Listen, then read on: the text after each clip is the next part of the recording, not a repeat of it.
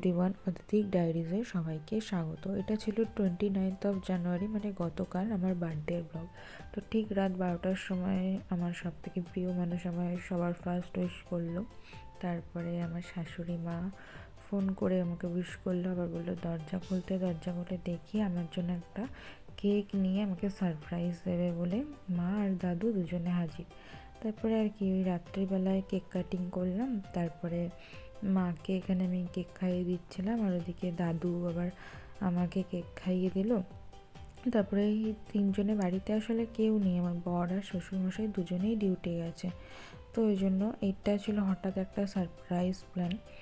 তারপরে cake cutting করে রাত্রিবেলায় কেক খেলাম। এই যে মা এদিকে আমাকে কেক খাইয়ে দিচ্ছে, আর ঠিক যে জায়গাটায় আমার নাম ছিল সেই জায়গাটা কাটিং করে আমাকেই ধরিয়ে দিচ্ছে, বলছে তোমার নাম তাই তুমিই খাও।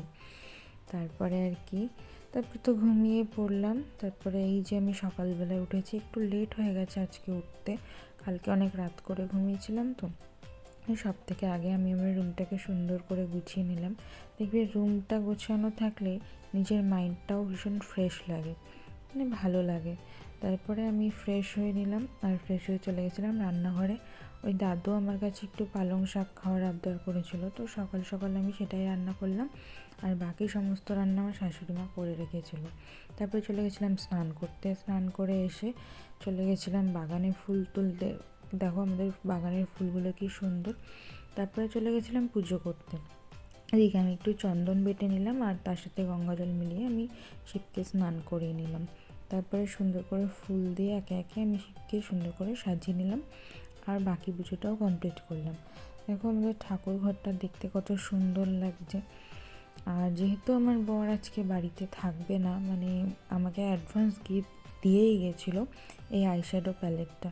খুব সুন্দর হুডার একটা আইশ্যাডো প্যালেট, আর একটা গিফট দিয়ে সে শান্তিতে থাকেনি। দেখো কি এত ব্যস্ততার মধ্যেও কি সুন্দর একটা কার্ড বানিয়েছে, আবার এটাই তো স্পেশাল। আর এই ক্লের প্যাকেটটাও আমাকে গিফট করেছিল। তো অনেক সারপ্রাইজ, গুড উইশ আর ভালোবাসা নিয়ে আমার আজকের দিনটা কেটেছিল। সবাইকে অনেক থ্যাংক ইউ, সবাই ভালো থেকো।